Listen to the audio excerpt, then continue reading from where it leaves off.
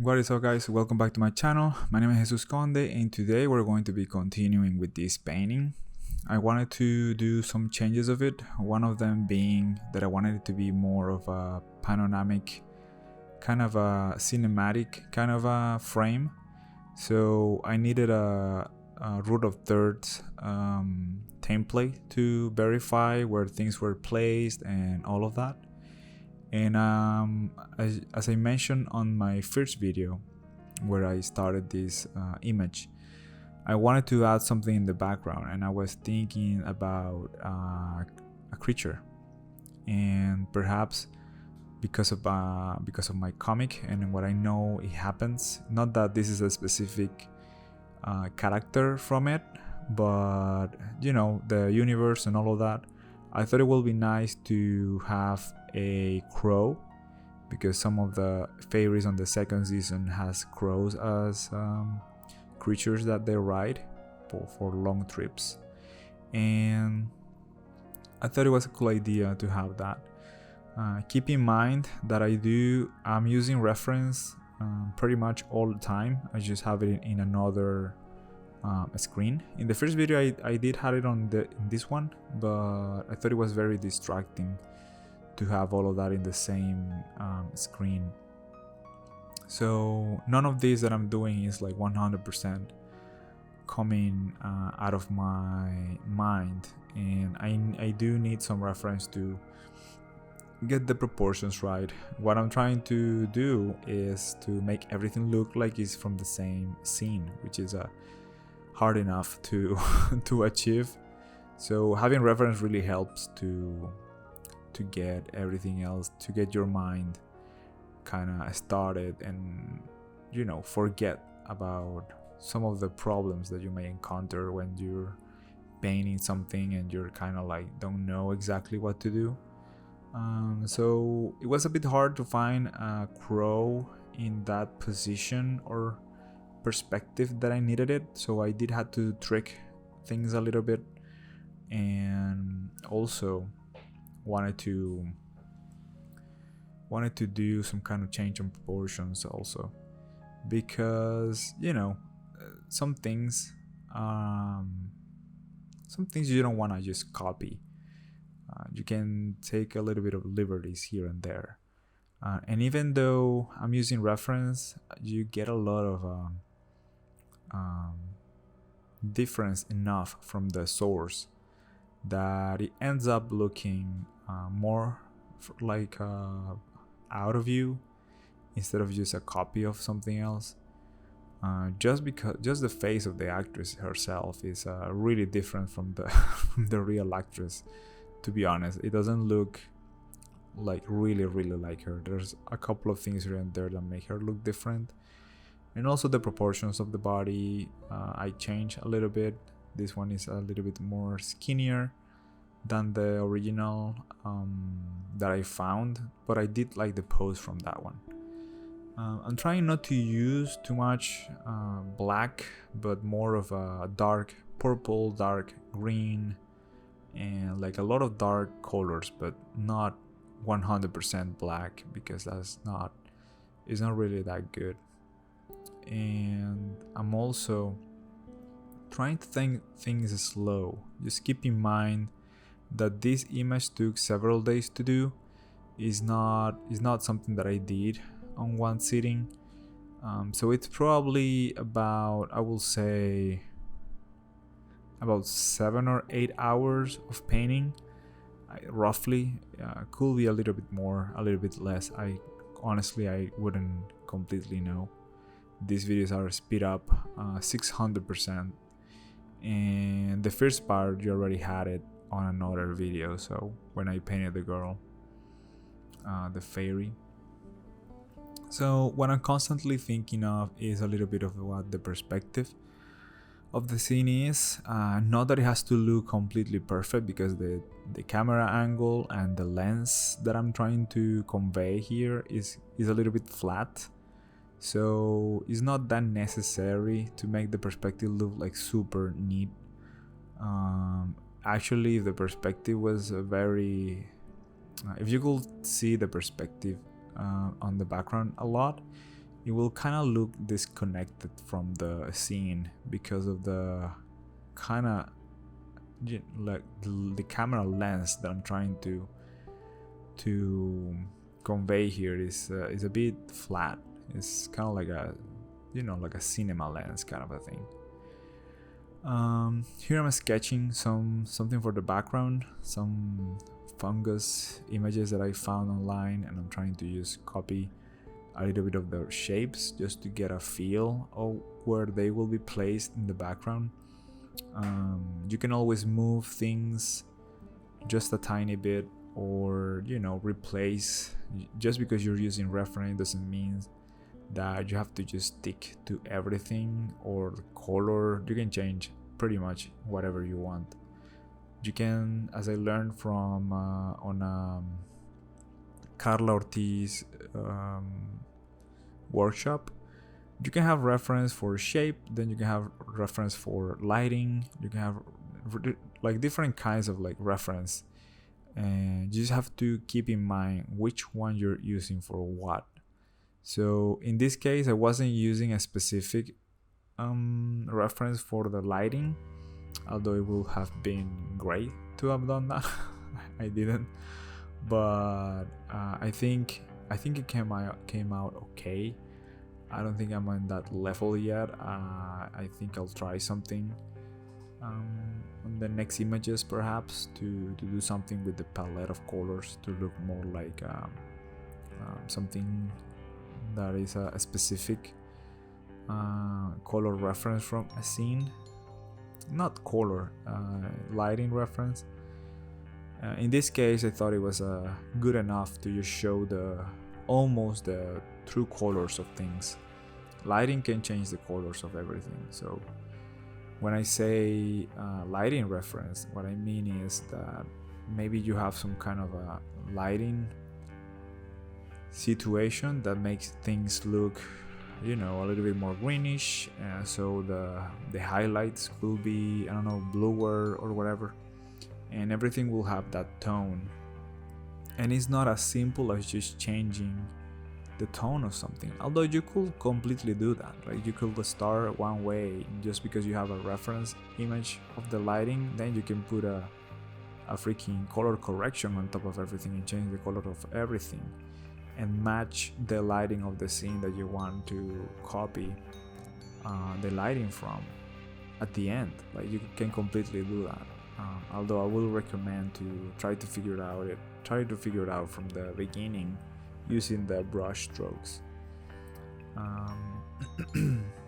This one was a bit hard for me because almost all the lighting in the crow was really warm.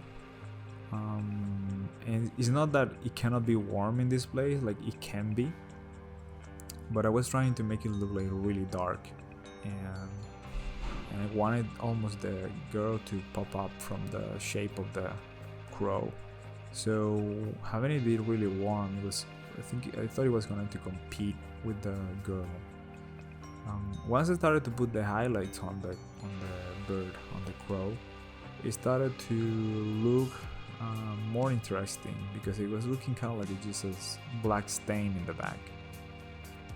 Also trying to get those dark shapes for the shadows and all of that. That's always cool, and really defines the shape of things, especially in this case the feathers. I wanted them to look like very, like separated from the bird. And this is one of those things where you start to apply some color and then you see there's a lot of like white stains everywhere, and it's like thinking, how can I quickly try to make this look right? And there's no shortcuts, you just have to paint a lot.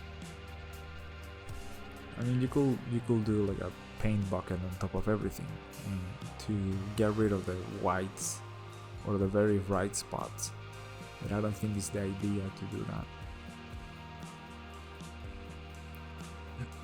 There's also some level of concept designing at the same time that I'm doing this illustration, because I need to figure out what things are kind of made of.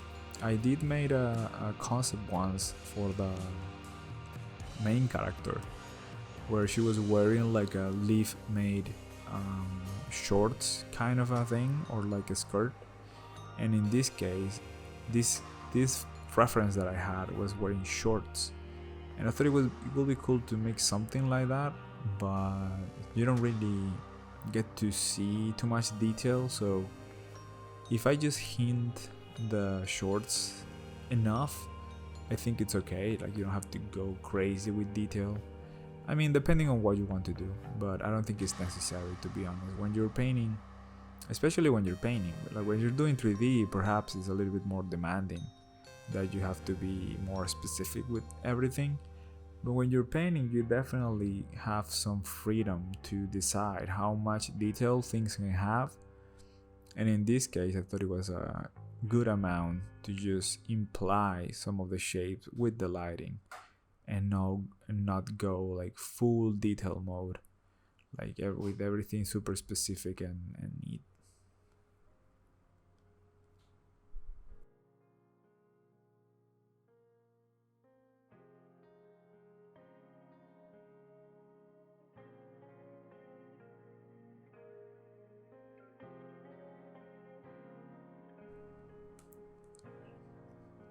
I also wanted to try this format of a video in 4K. Perhaps some people might appreciate that. I'm not sure. Just let me know what you think. I heard that, yeah, if you post the videos on the original resolution, it might find a new audience. So that's what I'm trying to hope for. People that want to look at these videos at full resolution, to see all the buttons and everything. I used to change the size of the buttons and stuff like that, just because it will look to make them look a little bit bigger on the less resolution screen, so people won't see the buttons. But this one, because it's big enough of resolution, maybe you can just get it at that resolution to watch the buttons. I don't know, just let me know if you like this kind of a format. This piece was inspired by the shell of a bug, and I think that's pretty much what you get to see in the comic. The fairies have these armors made of shells from well, in the comic they're actually like really big bugs, but you don't really have to do it with the big ones. You can just get any bugs that will help you cover yourself with armor. It's good enough. In this case, it was the shell of a small bug, and she just had it there. And the teeth are actually from creatures that you've been like killing, either for protection or for hunting or whatever. The fun fact about the fairies in my comic is that the whatever you use for your armor, like teeth or shells or any kind of bone or whatever, you can only use one per creature that you killed. So if you have like 7 or 10 bones, for example, you will have killed like 7 or 10 creatures, because it's not like you can just grab. It's like some kind of a rule, right? So you cannot just grab them from the ground. Everything that you wear, you have to be something that you've killed, and it's a way for them to show rank between them. So that's interesting. Here I'm adding a little bit of a highlights to the wings. I wanted it to be kind of iridescent looking, but not to exaggerate. And the connection between the wings and the back, it's kind of weird, but I did want it to be kind of like a fleshy transition. I didn't want it to look more insect-like than that. The fairies are also supposed to be really pale in my comic, although, well, if you see my comic, you'll probably notice that it's black and white, but in theory, they're supposed to be really pale. And yeah, I wanted to go even more pale looking than this, but I thought it just didn't look well for an image. I thought people maybe will see it and think it was a mistake of me to make it of that color. But I will eventually do paler kind of a skin for the fairies. I was thinking a way to do that, and perhaps if the lips were red enough and she will be like blush enough, you wouldn't think of her like badly done, but more like purposefully done.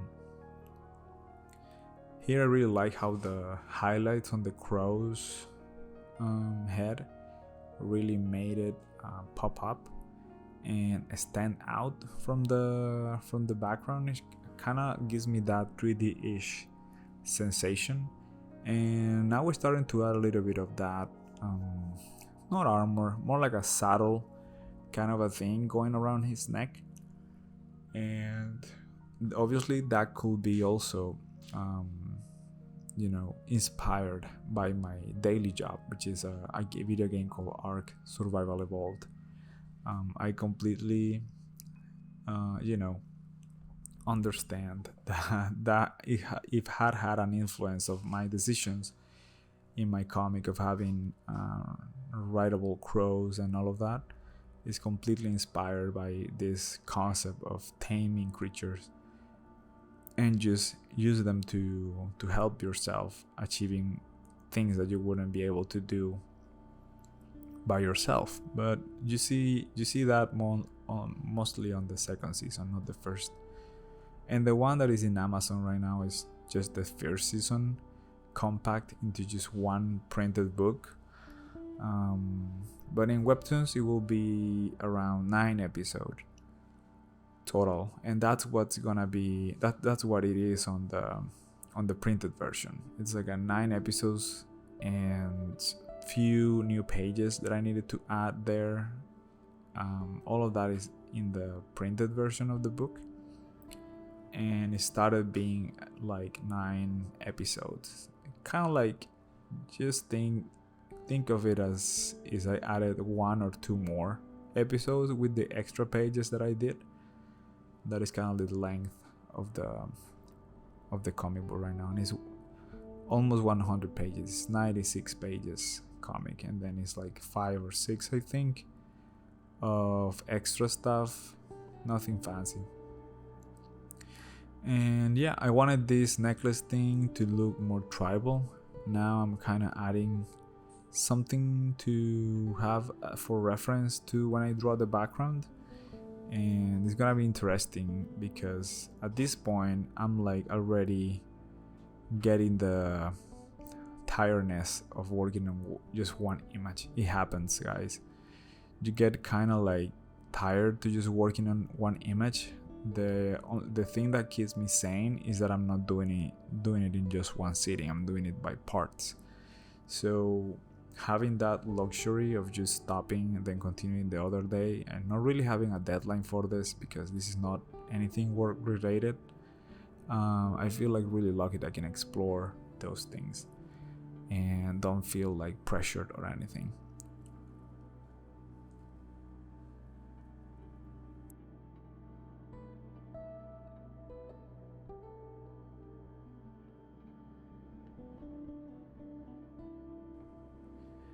And I wanted to add more detail on the girl, but it's feeling like I don't know what's happening, but sometimes I feel like I want to left things not that finished, more of a sketchy painterly look, and for some reason I'm not getting the right amount. Sometimes I go over by a lot in the details, and then other cases I just go too little detail for the image. So for some reason I'm struggling with that a little bit lately, and I'm trying to figure out what the heck it's gonna be, if I'm gonna over detail things or under. I mean, under sounds bad because it's not like you don't want to present something that doesn't look good. But then when is it like too much? like when it is to add too much detail to an image. So I'm struggling a little bit with that.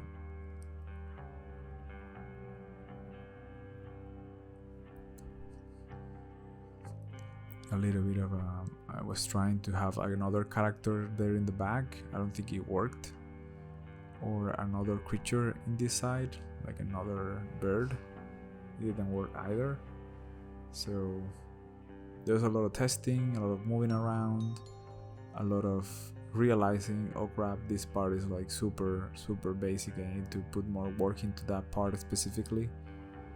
How can I make this face or head pop up against that really light background? So those kinds of things is what I'm thinking at the moment, and it's sometimes it's a challenge, sometimes comes super easy. I was also thinking a way to make things, look more interesting in terms of color or lighting. Adding a tiny bit of backlight will help usually, but this was a dark area, so having backlights is really tricky and it can look bad if you don't do it properly. I'm not saying I'm an expert or anything doing those kinds of things, but if you want to do it in an enclosed place like this, do it really subtle, or it could look kind of weird. I also wanted to add more color, like more intense, and I added these extra, concave parts on it to make that kind of effect on it, and I think it kind of worked. I think it worked pretty well. The having this reference is a real huge help, but then you have to kind of try to modify them and find your own way to add that inspiration, that thing that will make it look more like you, and not just an image that you just copying or like using as reference. And these colors, this extra bit of color there, really help change this image. The original wasn't definitely that saturated and that concave, I will say. So yeah, it's not a huge change. It's like a 20%, perhaps 30% deviation from the original image. I'm also trying to look for those things that will make the painting look more interesting.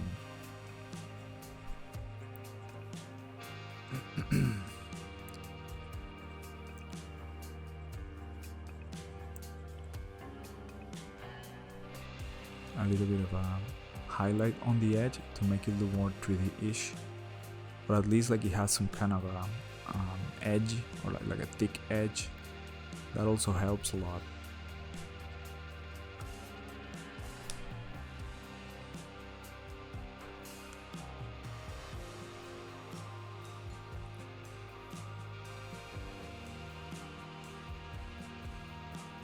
These small highlights on the beak of the creature makes it look like it has some kind of damage, or at least some like broken, not broken, like parts that have been scratched or stuff like that. That also helps to get a level of realism, like it's not completely perfect.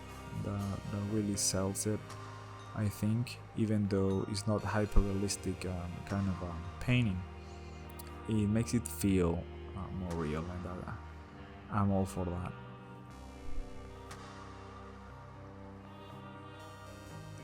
Also adding these like bits of color that are more terrain looking really help too. People can interpret that as whatever they want, either highlights or reflections or even dirt on the creature's body. And you don't have to clean all of the image. You can leave some pieces very sketchy, as I'm doing right now. But notice that I'm adding a little bit of purple and blues in some areas, because it's the reflectiveness of this kind of feathers, like dark feathers, kind of looks like that, the specularity. so it makes it look a little bit more real, in my opinion. Also prettier, and it's not that you have to like always look for that, but it really helps to make things look nice. You know, people will like it more in general. This is a dark image, so whatever color you can have in some parts will help make things look more interesting. If everything is like super dark, then it's kind of tricky to make it look interesting, in my opinion.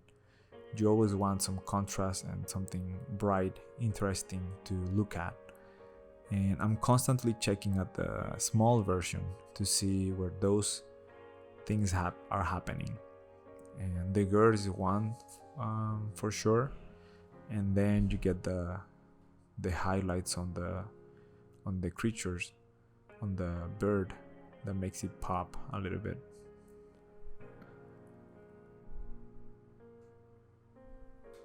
So even if you squint your eyes on the small version, you can still figure out what it is.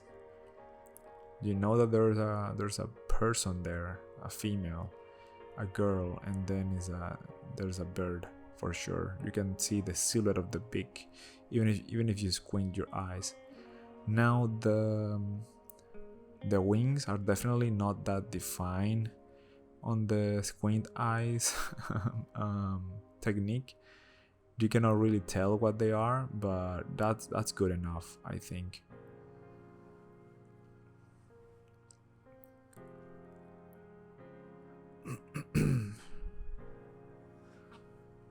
Here I just copy pasted those colors because I wanted to speed up that part just a tiny bit. I didn't want to spend way too much time on that, so I just did it that way super quickly, and I think it kind of worked.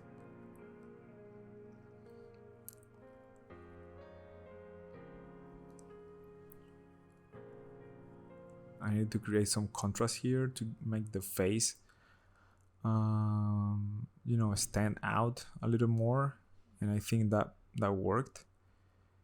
And now I'm looking for the things that I can do to make it look more finished in general. Like I'm started to think I'm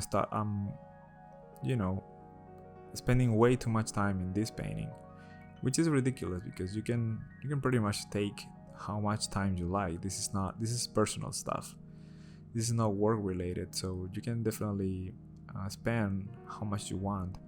But I do get a little bit of anxious when I'm spending way too much time on the same image.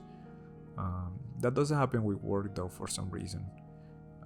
But with personal stuff, I get really anxious when I'm spending way too much time on one image. Some highlights on the bones, trying to break up a little bit of the shapes on the wings and adding even more highlights there. The sharper the highlights, the more defined it looks. That is something that I discovered by myself. I'm pretty sure that some book says it, but I think I discovered it by myself, that if you make sharp shadows and sharp highlights, it looks like it is defined, and the rest you can kind of leave a little bit sketchy or fuzzy and still reads pretty well. That's just my opinion, by the way. It's not like a professional thing, but I'm pretty sure a lot of artists do that. It's also from like observation that I noticed some things here and there, that you can kind of get away with really little definition and then just adding some really sharp highlights here and there, and then like sharp shadows on other places. It can look like it is actually defined.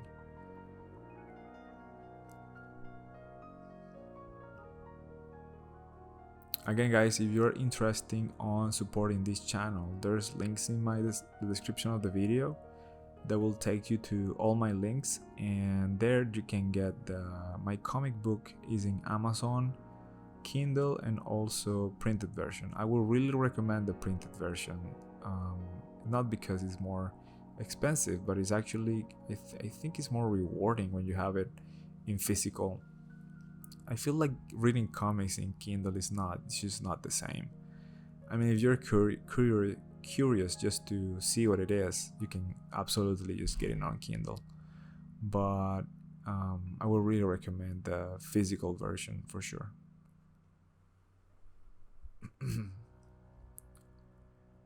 Okay, so now I'm trying to add things here and there that just make it look more finished in general.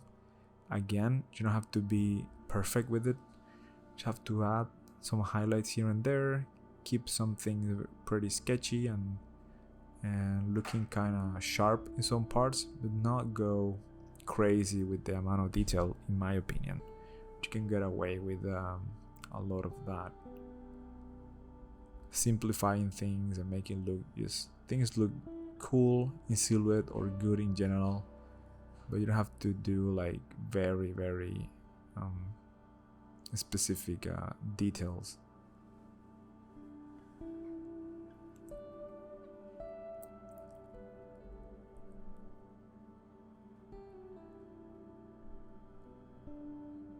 Yeah, here this part is kind of, sometimes it's fun.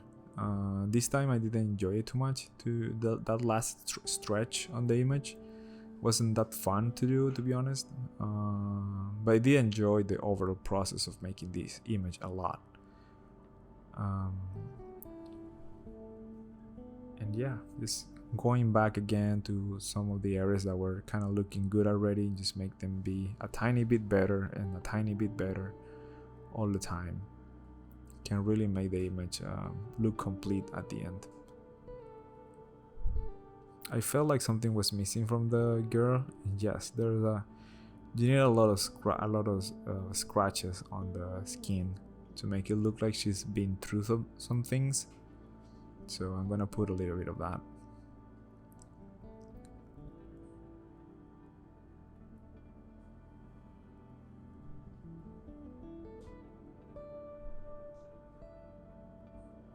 Trying to add a little bit more of shading on the background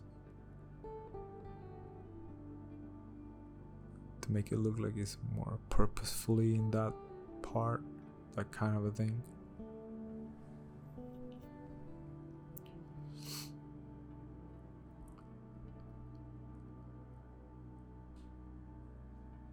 Going more purple instead of dark so it doesn't compete with that adornment that it has on the top of the head.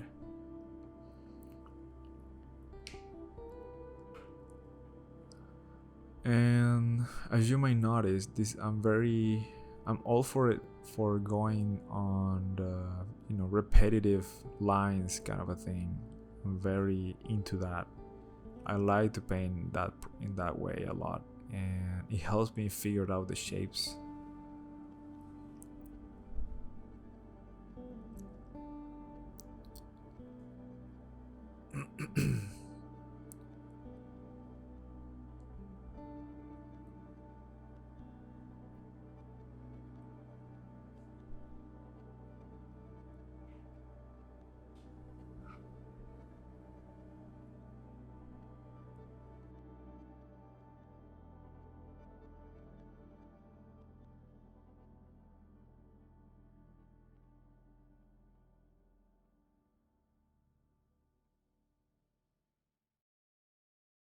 We're about to finish already.